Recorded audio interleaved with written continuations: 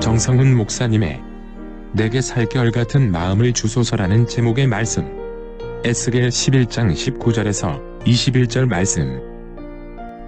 내가 그들에게 한 마음을 주고 그 속에 새 영을 주며 그 몸에서 돌 같은 마음을 제거하고 살처럼 부드러운 마음을 주어 내 율례를 따르며 내 규례를 지켜 행하게 하리니 그들은 내 백성이 되고 나는 그들의 하나님이 되리라.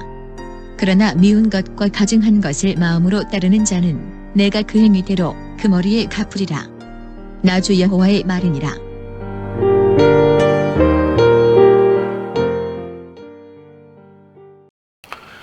인체의 노화 상태를 살펴보면 가장 먼저 일어나는 변화가 하나 있습니다. 바로 부드러운 것이 점점 상실되고 딱딱하고 단단한 상태로 바뀌고 있다는 것입니다. 처음에는 피부도 보들보들하고 그 아기 피부들을 이렇게 만져보시면 아시겠지만 아기들 피부 얼마나 부드러운지 그냥 양탄자보다도 더 부드러운 그런 느낌을 우리가 받습니다. 그러나 시간이 가고 세월이 흘러가다 보면 풍파에 찢기고 상처받고 또 시련과 역경 속에서 분투 노력하다 보면 어느샌가 피부도 거칠어지고 딱딱해지고 또 우리의 마음도 부드러운 마음에서 단단한 마음으로 이렇게 바뀌고 있는 것을 보게 됩니다. 우리의 신체가 경화된다라고 하는 것은 우리의 생명에 위험 신호가 왔다라는 증거라고 볼 수 있습니다.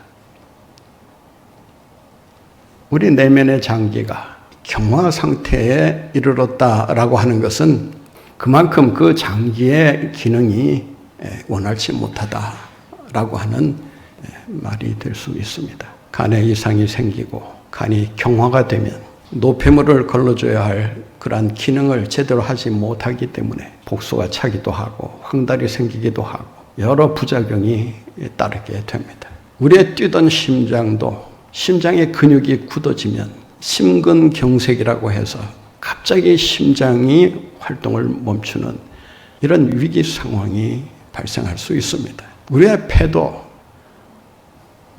처음 상태의 폐는 정말 그야말로 부드럽게 이를 데 없지만 폐가 섬유화 현상으로 인해서 점점 굳어지게 되면 호흡 장애가 생기고 그로 인해서 숨을 쉬지 못하는 그런 안타까운 상황에 처하게 됩니다. 우리의 동맥도 경화가 되면 혈관이 막히면서 피가 흐르지 못해서 그래서 많은 위기 상황이 발생하는 것을 보게 됩니다. 동맥 경화가 되었든 간 경화가 되었든 뇌경색이 되었든 심근경색이 되었든 이 경화된다라고 하는 것은 그만큼 우리의 신체가 굳어지고 있다. 다시 말해서 생명력을 잃어가고 있다. 부드러움이라고 하는 것은 신축성과 유연성과 탄력성을 가지고 있는 것을 말합니다. 굳어진다고 하는 것은 그 반대로 신축성이 없어지고 탄력성이 없어지고 유연성이 없어지면서 굳어진 상태로 있다가 결국 생명을 다하게 됩니다. 신체가 경화되는 것도 위험한 일이지만 이보다 더 위험한 일이 있다면 우리의 마음이 굳어지는 일이라고 할 수 있습니다. 장기가 나빠지면 장기를 이식해서라도 다시 회복할 수 있는 그런 여지가 있지만 마음이 한번 굳어지면 이 마음은 그 무엇으로도 변화될 수 없기 때문에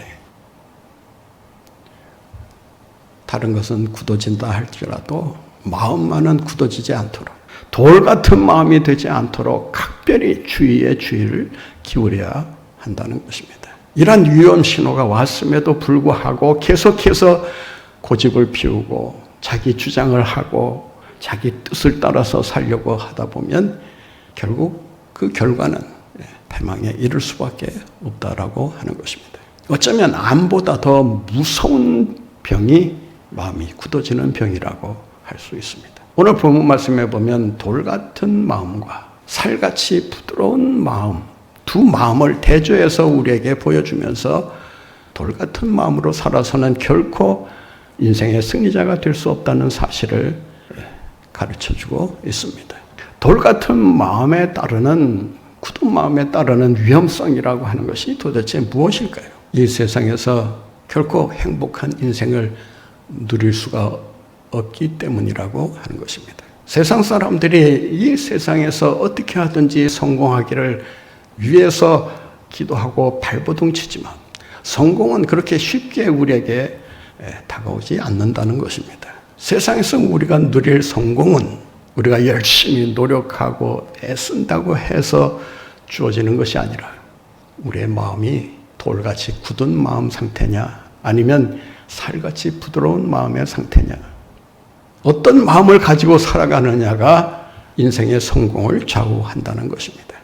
여러분, 이 세상에서 살 때 돌같이 강한 마음을 가지고 살아야 성공이 더 쉽겠습니까? 아니면 살처럼 부드러운 마음을 가지고 살아야 더 성공할 수 있겠습니까? 어느 쪽입니까? 많은 사람들이 이 세상에서, 다시 말씀드려서 사납기 그지없고 사악하기까지 한, 또 폭력적인 이 세상 속에서 우리가 살아남으려고 한다면 부드러운 마음 가지고는 안 된다. 그 거친 세상 속에서 우리가 어떻게 하든지 성공하고 살아가려면 강한 마음의 소유자가 되어야 된다라고 말들을 합니다. 세상이 양육강씨의 세상인 것만은 분명합니다. 그러나 하나님은 강자가 살아남는 세상이라고 말씀하지 않습니다.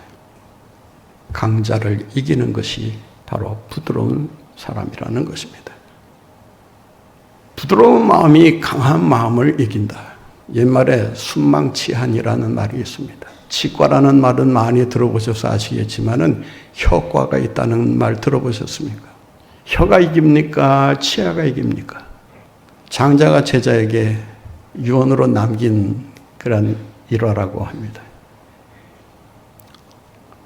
자기 입안을 보여주면서 이는 하나도 없는데 그 안에 혀가 생생히 살아있는 것을 보여주면서 자고로 인생에서 승리하려면 강한 마음보다는 부드러운 마음이어야 된다라고 충고를 했다는 것입니다. 뭐 그런 이해가 아니더라도 이 세상에서 승리할 수 있는 마음은 강한 마음이 아닙니다. 푸틴처럼 인면수심의 마음으로 민간인들을 사정없이 학살하고 고문하고 죽이는 이런 방식으로는 결코 승리할 수 없다는 것을 주님은 역사를 통해서 우리에게 교훈하고 있습니다. 지금까지 존재했던 그 위대한 제국들을 한번 보세요.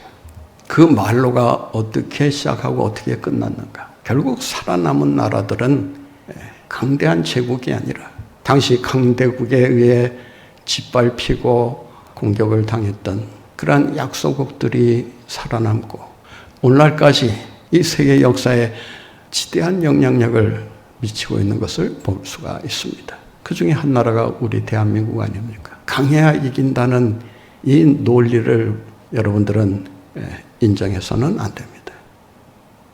강한 마음이 이기는 것이 아니라 살처럼 살결 같은 마음, 부드러운 마음이 이긴다라고 하는 것입니다. 우리 한번 따라해 보실까요?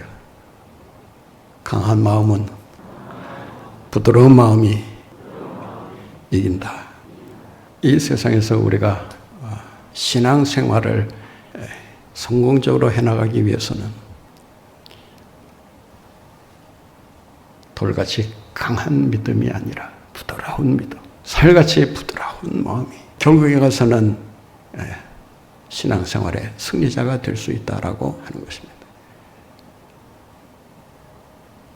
딱딱한 마음은 하나님의 은혜를 거부하는 마음입니다. 말씀이 떨어져도 그 말씀을 제대로 수용할 수 없는 마음이 돌 같은 마음입니다. 여러분의 신앙생활이 성장하고 열매를 맺기 위해서는 돌같이 강한 마음 가지고는 안 됩니다. 주님께서 우리에게 말씀을 주실 때 그 말씀을 주시는 그 자리에서 받아 수용할 수 있는, 받아들일 수 있는 그런 마음이 있어야 하는 것입니다. 예수님께서 씨 뿌리는 자의 비유를 통해서 왜 우리의 마음밭이 옥토여야 되는가를 자세히 말씀하고 있습니다. 왜 옥토여야 하는 것입니까? 길가도 있고 돌짝밭도 있고 가시덤불밭도 있는데 왜 옥토여야만 열매를 맺느냐라고 하는 것입니다. 그 이유에 대해서는 예수님께서 소상하게 우리에게 풀어서 해석해 주셨습니다. 길가는 딱딱한 땅이기 때문에 씨앗을 결코 받아들일 수 없는 그러한 땅이다. 따라서 뿌려지는 그대로 씨앗이 길가에 드러나기 때문에 날아가던 새가 보고 바로 와서 집어먹는다. 그 씨앗은 그에게 아무런 영적 유익을 주지 못한다. 오히려 마귀들이 좋아하는 그런 먹잇감으로 변질될 뿐이다라고 우리에게 경고하고 계십니다. 돌짝밭도 흙이 얇기 때문에 자라다가 어느 순간인가 그대로 멈춰버리고 마는 것입니다. 가시덤불도 자라긴 자라지만 가시덤불로 인해서 그 씨앗이 자라지 못하고 열매 맺지 못한 채 그대로 시들어 버린다고 하는 것입니다. 더더욱 길가는 씨앗만이 아니라 물도 공기도 흡수할 수 없는 틈이 없는 땅이다라고 하는 것입니다. 우리의 마음이 돌 같은 마음이 되어서 하나님의 은혜가 쏟아지지만 그 은혜를 받아들일 틈이 없으면 그 은혜는 딱 그냥 곁으로 그냥 흘러가 버리고 마는 거예요. 하나님의 말씀도 마찬가지가 아니겠습니까? 따라서 길가에서 열매를 구한다는 것은 이건 벌써 발상부터가 잘못된 것입니다. 그런 일은 일어날 수가 없습니다. 길가에 설령 씨앗이 뿌리를 내린다 하더라도 워낙 열악한 환경 속에서 뿌리를 내리다 보면 뿌리를 내리는 그 에너지가 너무 많이 소진되기 때문에 자라더라도 올곧게 자라지를 못하고 열매는커녕 겨우 그냥 줄기만 성장할 뿐이다라고 하는 것입니다. 옥토가 되기 위해서는 갈아엎어야 합니다. 그래서 농사철이 되면 제일 먼저 농부가 하는 일이 뭡니까? 저는 농사일을 안 해봤지만 들은 바로는 땅을 갈아엎는 쟁기질부터 하는 거 아닙니까? 여러분의 마음밭도 마찬가지입니다. 계속해서 쟁기질을 하지 않으면 여러분의 마음밭은 그야말로 돌같이 딱딱한 마음으로 점점 굳어져 갈 뿐이다라는 것입니다. 틀림없습니다. 여러분이 아무리 부인해도 이 법칙은 변하지 않습니다. 여러분의 마음밭을 그대로 내버려 두면 정원이 잡초로 뒤덮이는 것처럼 쓸모없는 땅이 되어버리고 맙니다. 신앙생활에서 성공하기 위해서는 무엇보다도 주님의 말씀을 잘 받아들일 수 있는 그런 이 수용성이 좋은 옥토가 되어야 하는 것입니다. 돌같이 굳은 마음에 따르는 위험성이 무엇일까요? 그 돌 같은 마음은 교만한 마음을 의미합니다. 교만한 마음은 결국 우리의 인생을 망치게 만드는 근본 원인으로 작용하게 됩니다. 그래서 잠언서에 보면 교만은 패망의 선봉장이다라고 말합니다. 패망이 오기 전에 가장 선봉으로 오는 그 가장 앞선 자가 누구냐? 교만이라는 거예요. 따라서 내가 교만하구나라고 생각하고 있다면 교만 뒤에 하나님께서 반드시 심판하시지 않을까 두려움의 마음을 가질 수 있어요. 하나님은 결코 교만하기 짝이 없는 딱딱한 돌 같은 마음에 복을 주시는 법이 없습니다. 오늘 본문 말씀은 하나님께서 포로로 끌려간 이스라엘 백성들이 어떻게 다시 회복될 수 있을까? 어떻게 부흥의 길을 걸어갈 수 있을까? 어떻게 다시 재기해서 하나님의 영광을 나타내는 민족이 될 수 있겠는가? 그 비결을 한마디로 주님은 이렇게 말씀하고 계십니다. 돌같이 딱딱한 마음을 제해버리고 살같이 부드러운 마음을 가지고 살아야 된다. 왜냐하면 그 마음 위에 하나님께서 복을 넘치도록 부어주시기 때문입니다. 그 복이 어떤 복이냐? 오늘 본문 말씀에 보면 20절에 이렇게 말씀하고 있습니다. 같이 읽겠습니다. 내 율례를 따르며 내 규례를 지켜 행하게 하리니 그들은 내 백성이 되고 나는 그들의 하나님이 되리라. 아멘. 한번 따라해 보실까요? 그들은, 여러분들은 나는 이렇게 하셨죠. 그들은 하나님의 백성이 되고 나는 그들의, 여기서 나는 하나님이죠. 하나님께서는 나를 택하셔서 나의 하나님이 되어주시겠다. 여러분, 빌 게이츠가 이제부터 내가 당신의 아비가 되어주겠습니다 라고 한다면 어떤 생각이 드시겠습니까? 이 세상에 가장 위대한 인물이 여러분에게 내가 이제부터 당신의 후원자가 되겠습니다. 당신을 책임지고 내가 앞으로 이끌어 주겠습니다 라고 한다면 아마 그 말만 들어도 천하를 가진 것 같은 그런 부한 마음이 들 거예요. 그런 사람이 후원한다면 우리의 인생은 뭐 보나마나 성공의 가도를 달리게 되지 않겠습니까? 하물며 하나님께서 내가 너의 하나님이 되어주시겠다. 여러분, 이 축복 받으시는 여러분이 되시기를 바랍니다. 이 마음은 누구에게 주시느냐? 부드러운 마음을 가진 자에게 하나님께서 이 약속을 갱신시켜 주신다는 거예요. 엄청난 약속이 이 말씀 가운데 담겨 있는 것입니다. 어떻게 해야 우리가 정말 굳은 마음을 제하고 살같이 부드러운 마음, 살결 같은 마음, 이런 마음을 가지고 살아갈 수 있을까요? 오늘 본문 말씀을 다시 한번 보시면 19절에 이렇게 말씀합니다. 같이 읽겠습니다. 내가 그들에게 한 마음을 주고 그 속에 새 영을 주며 그 몸에서 돌 같은 마음을 제거하고 살처럼 부드러운 마음을 주어. 준다라고 하는 이 동사가 3번 반복해서 등장합니다. 무슨 말입니까? 이 마음은 하나님이 주시는 마음이지 여러분의 돌 같은 마음을 스스로 여러분의 의지로 여러분의 능력으로 바꾸겠다고 해서 바뀌어지는 마음이 아니라는 거예요. 주시는 하나님이 이 마음을 주셔야 하는 것입니다. 주시는데 어떻게 주시느냐? 돌 같은 마음은 제해버리시고, 아주 놀라운 말씀이 여기에 기록되어 있는데 돌 같은 마음을 내가 새 마음으로 부드러운 마음으로 바꿔주시겠다라고 말씀하지 않고 제거해버리고 그리고 살 같은 마음을 준다. 여러분, 장기 이식은 언제 합니까? 본래 가지고 있는 장기가 제 기능을 발휘하지 못하고 오히려 다른 기능을 마비시키면서 해를 끼치고 있을 때 그대로 두어서는 생명의 위협이 바로 닥칠 수밖에 없기 때문에 그래서 장기 이식이라고 하는 이런 극한 방법을 사용하는 거 아닙니까? 이 장기 이식 수술은요, 그 해보신 그 의사들의 말을 들어보면 정말 복잡하고 그 미묘하고 까다롭고 그 하나하나를 다 연결시켜야 하기 때문에 정말 이번 수술을 하면 그냥 한 달 일한 것 같은 그런 그 기분을 느낀다는 거예요.